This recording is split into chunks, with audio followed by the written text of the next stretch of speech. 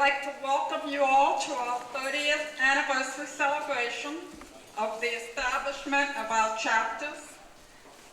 1887, Wheaton Glenmont, 1888, White Oak, and 1892, Aspen Hill. First, I'd like to thank the French Horn Quartet from the Montgomery Village Band for playing for us.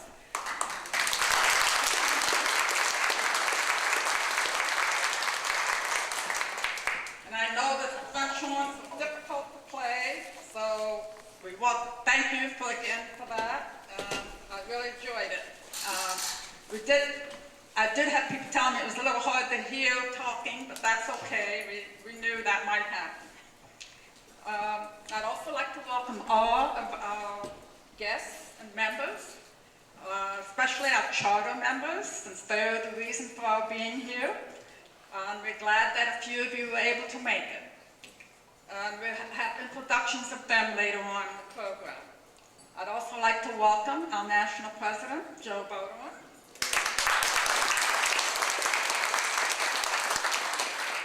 Our vice president, Evelyn Kirby, from the Maryland Federation.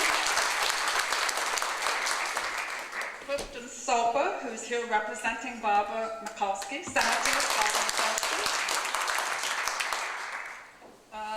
Vice Saj Durrani, he's president of Chapter 1892. There. And Ruth Foss, the president of 1887. And I didn't introduce myself. I'm Marshall Swanson, president of 1888. I'd also like to thank members from other chapters who chose to join us. We have Dick and Marty Strombatney from Gaithersburg,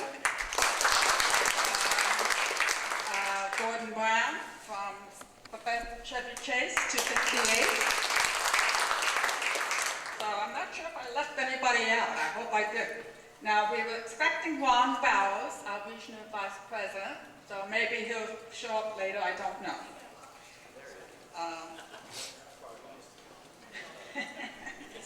Okay. Now, as I mentioned, our 3 chapters were created out of the Silver Spring Chapter 260 back in the 1981-1982 time frame. And so it's our thanks to our charter members for establishing them. And so with that, I would like to start the Pledge of Allegiance. Please rise. And we'll pretend we have a flag here. To mention that there's a flag, a symbolic flag here. Yeah. I pledge allegiance to the flag of the United States of America and to the republic for which it stands, one nation, under God, indivisible, justice for all.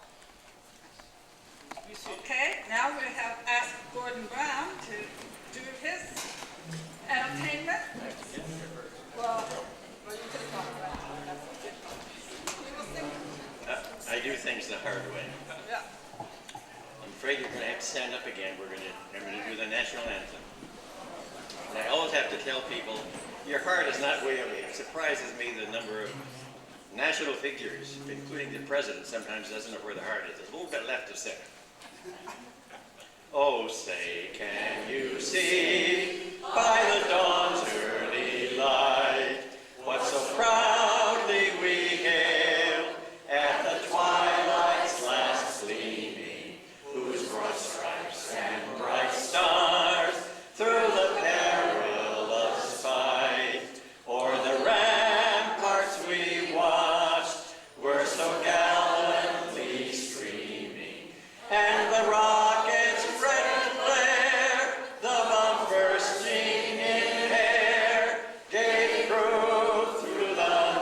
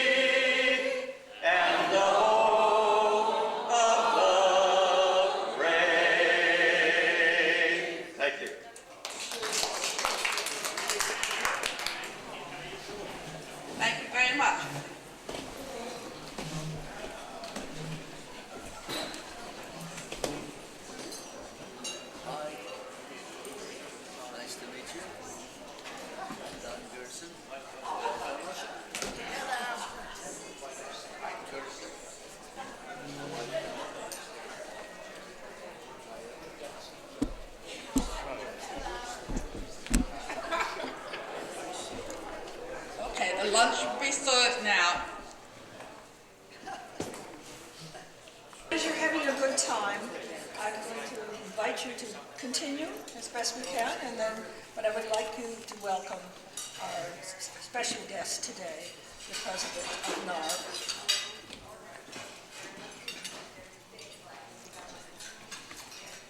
I have a couple of little things that you probably never have heard before about our president, but he was, in fact, someone who flew in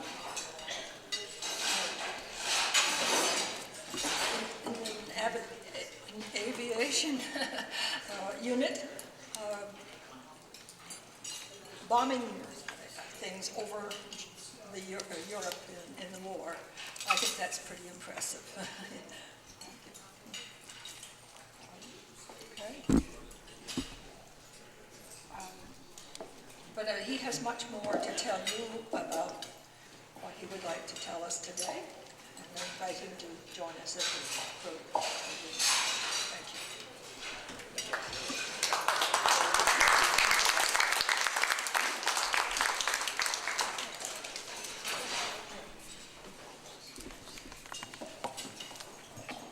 you. Well, good afternoon.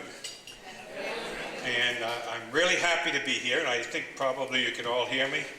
You probably could hear me without this. But it's really a pleasure to be here to celebrate the 30th and the 29th anniversary of 3 chapters.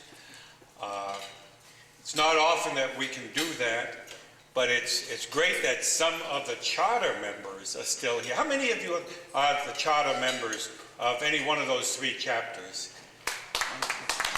That is super. I hope you'll be around for the 40th and the 50th and the 60th, so you'll still raise your hands as charter members, and more. But anyway, I would like to recognize the past secretary, National Secretary Gordon Brown, and Ron Bowers, the regional vice president, all the Federation officers, Edwin Kirby representing the Federation, and Dick Strombardi, and some of the others, and also the representative here from your congressperson, Christine Soper. Is that how I say it right, Christine? You know, as most of you know, we have been around for 91 years, providing a service to the active federal employees and retirees. The sad thing is that during this 91 years, we started out in DC with 14 members. About 1982, we had just about 500,000 members. And now we're less than 300,000 members. We've lost about 200,000 members in the last few years. And you often wonder why. I mean, we have almost 1,400 chapters, 54 federations, and so on and so forth. But why wouldn't more people join our organization? We are the only game in town because we are the only ones whose sole purpose is to protect your annuities or protect your earned benefits, whether you're an active federal employee, or I will refer to as AFE in the future, or a retiree. There are out there approximately 5.2 million prospects or eligible people to join NARFE. We have less than 6% of those. What's wrong with the other 94%? Is it that they've never heard of us, which is one of the big problems we have? Is it that they say, well, NARFE hasn't done anything for me lately? Okay, that would be probably people that have dropped their membership. Is it, why join? You're going to represent me anyway. Whatever benefit you get, I'm going to get. Sounds like almost a union. You know, when people join a union and union has to represent everybody, well, we represent everybody. But there's got to be a reason. And, you know, don't give me this hogwash about the dues are too high. My gosh, $40 or $50 dues are cheap. Really, they're cheap for what you get. We have 6 lobbyists that work Capitol Hill, and they're there, some of them, every day of the week, working with the senators, the representatives, and or their staff. So, can't be money. I really personally don't believe it's money. So it's got to be something else why people won't join us. I know that when our dues were raised $11 a couple of years ago, a number of members dropped their membership, and they used that as a reason. I don't believe it. I don't believe that less than $1 a month increase is going to make somebody drop their membership. We are, like, as you all know, an insurance policy. You have insurance on your life, you have insurance on your car, you have insurance on your house, you have all kinds of different insurances. Well, this is like an insurance on your annuity. What is more important than protecting that annuity? What you have earned, the things that you have done that, you know, now you should reap the rewards from your service in the government and for everything that you paid in. I know we have different reports, like the Cato report, that indicate that, yeah, government workers make 22% more than everybody else, and their benefits are better. But then you go and you look at the government reports that have come out.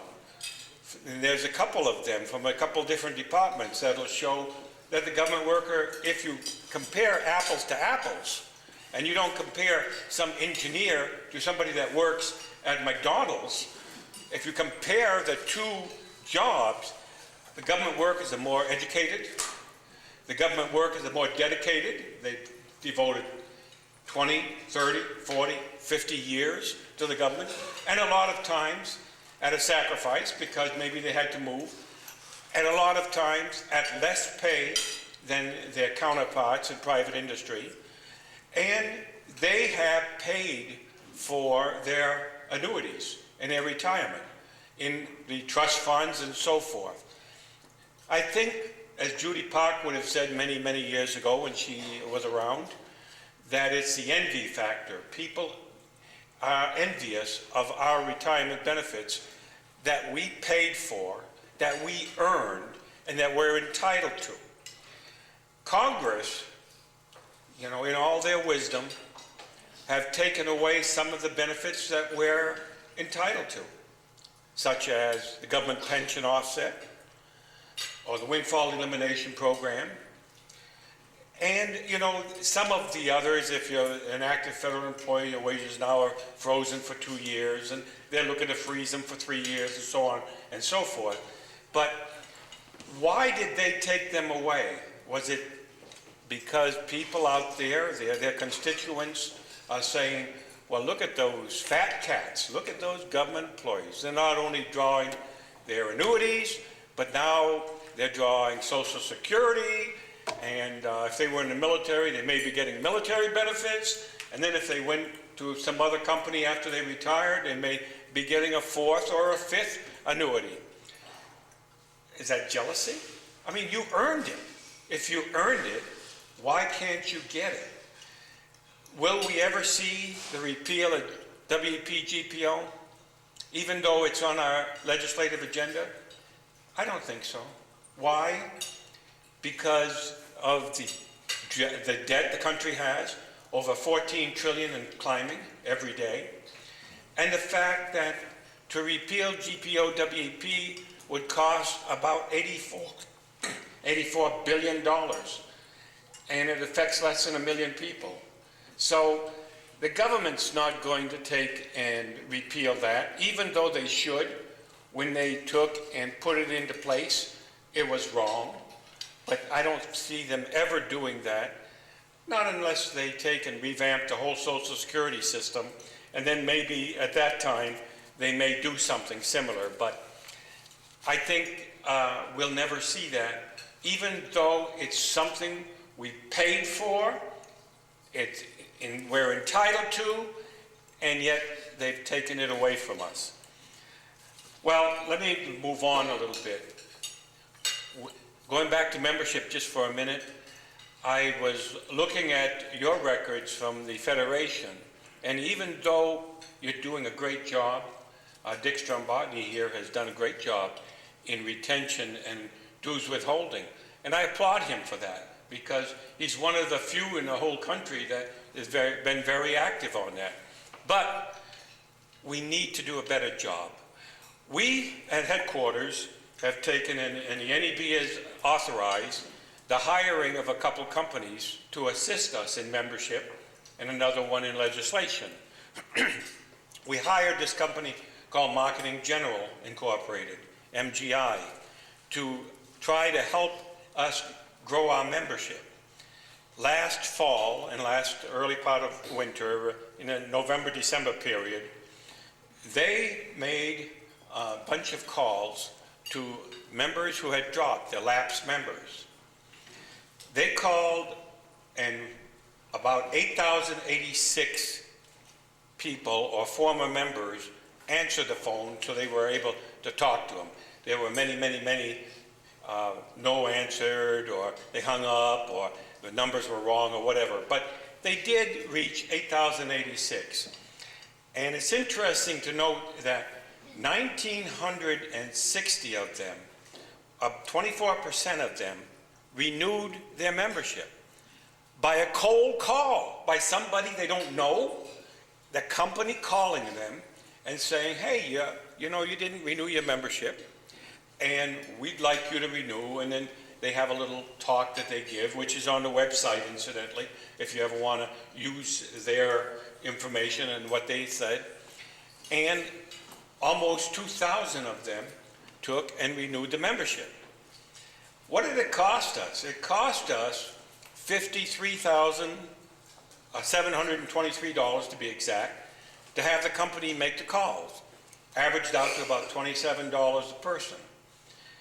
But the good news is that those members that renewed and paid the national dues and or the chapter dues and so forth, we raised $78,000 from their dues, or about a $25,000 profit. So the company we hired didn't cost us a penny. In fact, they made us money, and they brought in new members. Now, if they can make a cold call to somebody they don't even know, what could you do with somebody that didn't renew their membership and you knew them and called them and said, hey Jane, hey Joe, hey Mark, you know, why didn't you renew your membership? Is something wrong? Can we do something to assist you? How successful would you be? 24% is a great number from a company that doesn't even know the people. I'll bet you guys could do a lot better, and I'll bet Dick Strombotny, I hate to pick on him, but he's been doing something similar to that in Maryland, and I think it's super. A couple of other things. Part of the reasons that we have heard why people either have dropped their membership or have not renewed their membership is because what happened back in 1986 when mandatory chapter membership came into place, and some members said, I'll join NARFE, I'll pay the national dues, but I don't want to belong to a chapter. I don't go to chapter meetings, not interested in the chapter, and so on and so forth. Well, we looked at that and said, how can we appeal to these people? We have to, the bylaws require us to make sure that they'll join a chapter. They can't come in as a national only member. So, you know, they have to belong to a chapter, but they don't want to go to a chapter meeting. They don't want to belong to a chapter. So how can we appeal to them? So we started one of a number of innovative programs that the National Executive Board have voted to do, and that was an electronic chapter. Now, my gosh, you talk about people not trusting anybody. They say, oh, you're going to steal all the chapter members away. They're going to go there because the electronic chapter doesn't charge chapter dues. They don't need to. Everything's done electronically. So all the member does is pay $40. Well, you know, there are other chapters in NARFE that don't charge chapter dues. There were a number of them, that down to 2 right now, one in South Carolina and one in Puerto Rico, that any one of you could join, because you can join any chapter you want, that don't charge chapter dues. But the 2 NARFE or electronic chapters, one in Florida that started up, and the one here, which is the national one at headquarters right now, those have been extremely beneficial, working, successful.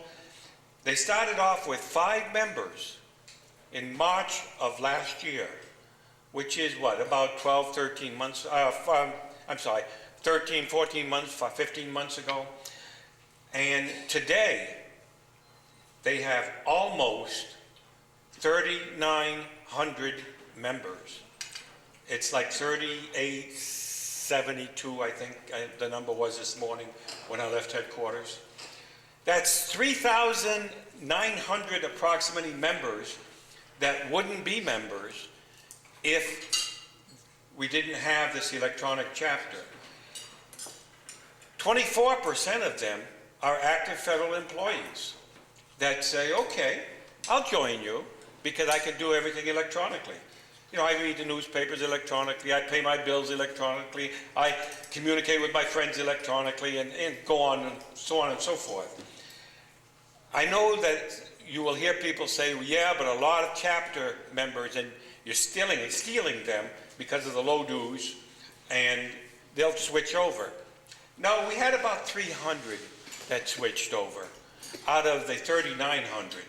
So it's not that they don't want to come or to your chapter or belong to your chapter. Some of those were on the verge of dropping their membership anyway, and we offered them an alternative. Said, would you like to go to the NARFE chapter? The only paper product you'll get is the magazine. You will not get another paper product in the mail, other than maybe the fundraisers that we do use. And of course, anybody that doesn't want to participate in the fundraisers, all you have to do is tell us and we'll take your name off the list. So that's just another way for us to take and increase membership. And I'm sure we'll be looking at other innovative ideas as we go along. A couple other quick points, and then I'll let all the other people here get up and talk, because you probably want to hear them more than you want to hear me. But we have our technology department. We've been working very hard to give you real-time information. And before we had the NARFE Information Technology Advisory Committee, not NIAC, and now it's been replaced by the Configuration Advisory Board, CAB, and every region has a representative. But now if you were trying to look at your chapter information, you can access it on the website, and it's up to date as of today, as of this hour. It's the same information that we have, you can have.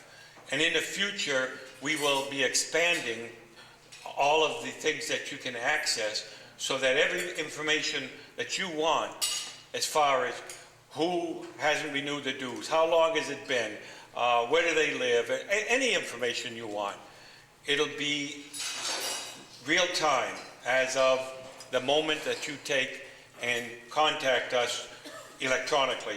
You'll be able to access the same information we have. So that's very encouraging and great for us, you know, and for you all to get that information. A couple other things, and the finances, we're doing much better now than we have in the past. We were losing $1 million a year. We kind of bottomed out of that, and now I think we're going to start operating in the black. We had lost, because of that, our trust fund, or the fund that we have, the rainy day fund we have, went down from about 10 million to 4 or 5 million now, but we're trying to build that back up. We have taken a number of steps at headquarters to take and cut costs. We've frozen salaries. At the end of this week, incidentally, in 2 more days, Chuck Timanis, our PR person, will be retiring. And we will not be replacing him, as we have not replaced Will Spear, the Director of Operations, and a number of others that have left us over the past year. We're trying to absorb all the duties with the staff we have left. So, as I say, we've frozen their salaries, and we're trying to do more and more with fewer people to cut the costs that we have. We've had a number of problems with the building, but I think we're going to be able to handle that okay. The last thing I want to mention is our legislative program. As you know, last year we embarked on $1 million Protect America's Heartbeat program.